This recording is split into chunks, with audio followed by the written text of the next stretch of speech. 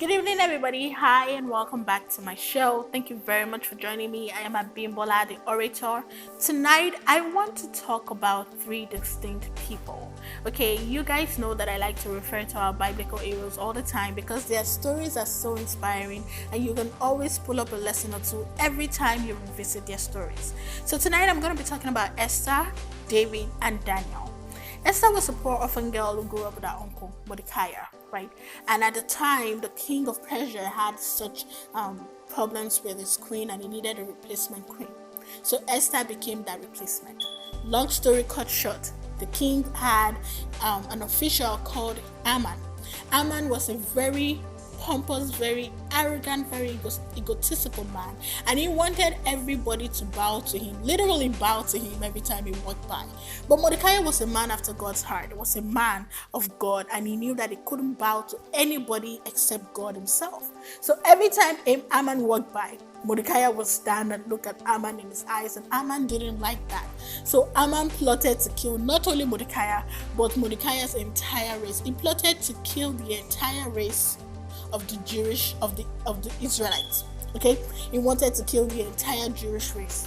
Now Mordecai ran to Esther. Esther, you have to help us. You are in a position of power. Talk to the king for us. Tell him what's going on. Esther said, I'm just a queen. I have no authority, no right. I cannot go to the king except he has called for me. So if I go to the king now when he hasn't called for me, he's going to kill me. Mordecai said, look, Esther, forget about the fact that you are a queen and you're doing queenly duties. You have to realize something. Maybe this is the reason why God put you here. Maybe it was for this very reason. Esther, you have to help us. So Esther said, okay.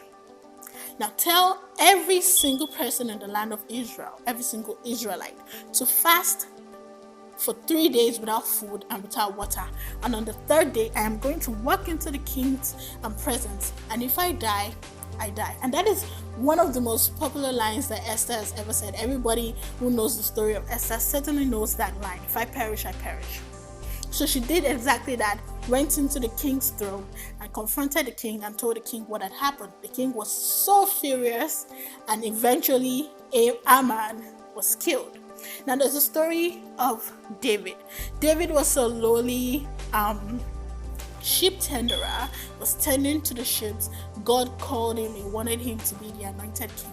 Saul was still currently the king when David killed Goliath, and he won several other wars. Now the children of Israel will often chant, Saul has killed men in the thousands, but David has killed men in the 10,000s. Now Saul wasn't taking it because he knew that if the children of Israel continue to sing songs like this, then there will come a time when they are going to overthrow him and make David the king himself. Saul didn't want that. So Saul was overtaken with jealousy and rage every time he saw David, and he started to plot after David's death. Saul was after David's life for 10 years, probably even more. And David was constantly on the run away from Saul. And that was how the book of Psalms was birthed, because David often found himself in one predicament or the other. He was always in trouble. He had to face one mountain, this other mountain, that other mountain, because the king of Israel wanted him dead. But eventually, after the king was killed himself, he died in battle, David was crowned not only the king of Judah, but the king of the entire Israel as well. Now there's Daniel. Daniel was a man of God right from the start. And then the king was forced or tricked rather into making a decree that anybody that doesn't bow to the gods of the king must be fed to the lions. Daniel would never bow to anyone who isn't God himself. Now the king's men took Daniel and presented him to the king and said, there is nobody that is above the Lord. He didn't bow to your God, so he has to be fed to the lions. Unfortunately, that was exactly what had happened. Daniel wasn't tempted into hiding. Instead, he opened his doors, his windows, and he boldly served God 3 times a day. And when they took Daniel to the lion's den, instead of the lions eating Daniel, they ended up eating those that took Daniel to the den. And after this, the king saw that Daniel was still around. And afterwards, long story cut short, the king made a decree that everybody must serve the God of Daniel. These three characters, at one point or the other in their life, had to face a mountain that was way bigger than themselves. Facing the mountain, they might have realized that they couldn't handle it. They might have realized that they were a little too small. But they had to be courageous and they had to be bold. Now, you might know someone in your life who has overcome one mountain or the other. And you might even continue to worship or praise the person for their brevity, their courageousness. But before you can praise the person for their brevity, you have to understand that there's a fear that they have to overcome. You have to know that there's a mountain that they had to climb. Nobody rushes or runs into the face of danger. Nobody prays for a challenge. But life is not without its challenges. Life is not without its bridges. Life is not without its mountains, its oceans. And it comes at us constantly. At one point or the other, we are constantly faced with these things. But you have to face it head on. It might scare you. It might scare you to the core. You might be so afraid staring at this mountain. How am I going to overcome? How am I going to do this? How am I going to succeed? But you have to understand, the Bible says that God will never present to us more than what we can take.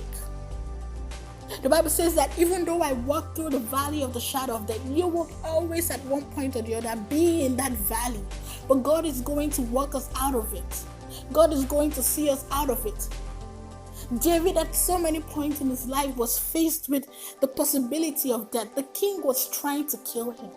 At a point, whoever helps David was going to be killed themselves. This was so hard for David, and this was his life for 10 years. Can you imagine being a fugitive in your own country for 10 years, running from the king himself?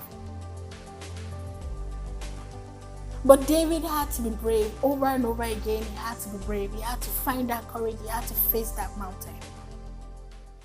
Esther knew that she was going to talk to the king and she could literally die.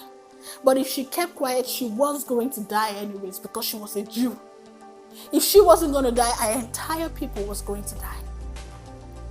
Daniel knew that he was going to be fed to the lion if he continued to worship God. These are mountains that these real life people face. And now we read their stories, we've read what has already happened. But when it was happening to them, they didn't know the end. Daniel didn't know that they was going to walk into that lion's den and walk out of it. Esther didn't know that she was going to face the king when he didn't call her and live to tell about it. David didn't know that all those times when the king was trying to kill him, he himself was going to end up being king. We never know what comes after, but whatever comes after that mountain is always great. Whatever is behind that mountain is always great. I like to think of it as the higher the mountain, the deeper the ocean, the longer the bridge, the better is what is behind it. The better is what is always behind it. Because when you are faced with a very difficult mountain, then I want you to know that what is behind that mountain is way better than anything you can imagine. I want to tell you today that you should embrace that mountain, embrace that difficulty, embrace that challenge. Embrace it, be happy for it, because you are braver and you are more able than you think. Embrace it because what is coming afterwards is greatness. You can overcome whatever has been put in front of you. The Bible says not by our own power, but by the power of the Most High God. Certainly not by your power, certainly not by your doing, but the power of God. You can definitely overcome it. No matter what your past is, no matter what mountain is staring at you in the face, you can overcome it. And I mentioned that no matter what your past is, do not allow your past to define you. Our past in one way or the other shapes us into who we are today. But if you're going to continue to live and to be bound and to be held back by your past, you're not going to enjoy the fullness of what your future has to offer. So let go of your past, face that challenge, and you will overcome. Trust God to know that even when it's not there, even when it feels like it's not there, trust Him to know that He is there. Trust God to know that even when you can't find Him, even when it feels as though you can't see Him, trust Him to know that He is right there. Trust God to know that He is not going to leave you alone in the face of adversity. Trust God to know that even when you might feel like you're walking alone, no, He's right there. He's holding on to you. He's leading you. He's guiding you. He's directing you. You are not alone. Remember that. You are not alone. And thank you so much for listening today, guys. I really appreciate your audience. Have a great day.